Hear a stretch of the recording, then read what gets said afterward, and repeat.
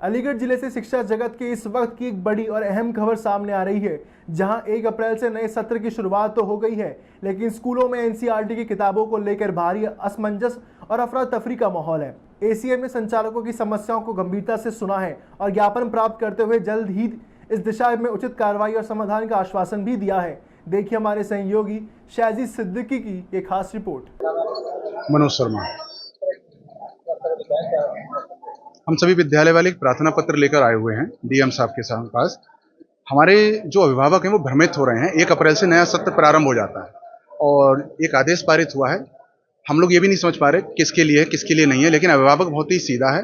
अभिभावक हम सभी स्कूल वालों पे भरोसा करता है, क्योंकि हम सभी स्कूल वाले वो स्कूल वाले नहीं हैं जो कि सीनियर सेकेंडरी हो। हम लोग कक्षा 1 से कक्षा 8 तक की मान्यता प्राप्त विद्यालय हैं और हमारे यहाँ अभिभावक एक ही अपनी समस्या लेकर बार बार आ रहा है कि 1 अप्रैल से सत्र प्रारंभ हो रहा है, हम बच्चों की पुस्तक कहाँ से लें।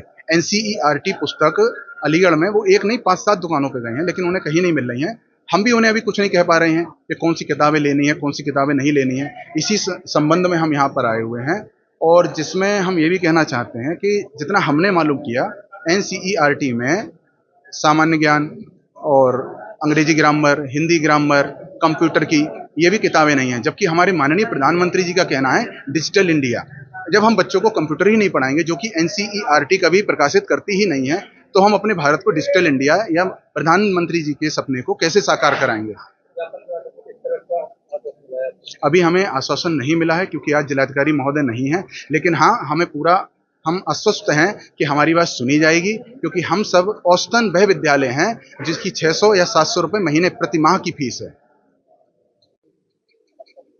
आज हमने एक निवेदन पत्र जिलाधिकारी महोदय अलीगढ़ को, जो हमारे यूपी बोर्ड से मान्यता प्राप्त कक्षा 8 तक के विद्यालय हैं, जो कि बहुत ही कम फीस में लगभग 500 रुपये प्रतिमाह की फीस में अपना अध्ययन अध्यापन कार्य करा रहे हैं और किताबों का भी हमारे यहाँ कभी कोई इशू नहीं रहा। हमारे यहाँ बहुत सस्ती सरकारी किताबें चलती हैं, लेकिन इस तरह की सोशल मीडिया पर या अन्य जगह पर जो खबरें चल रही हैं, उससे कहीं ना कहीं हमारा मानसिक उत्पीड़न हो रहा है। तो हम एक प्रार्थना लेके आए हैं कि इस तरह की जो हमारे साथ घटनाएं हो रही हैं, इस तरह का जो अभिभावक को भ्रमित किया जा रहा है, हमारे अभिभावक की कोई शिकायत भी नहीं है कहीं पर भी। तो हम ये चाह रहे हैं कि अगर इस तरह की कोई समस्या है तो इसके लिए एक सुनिश्चित गाइडलाइन जारी हो जाए कि ये हमारे यूपी बोर्ड वाले विद्यालयों के लिए नहीं है।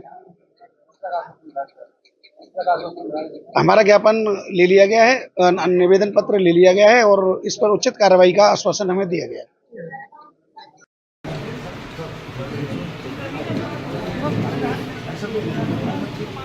एक सेकंड हो गया, कर रहे हैं।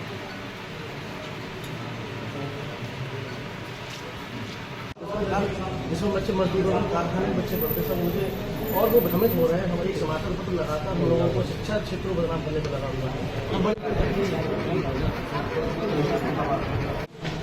है।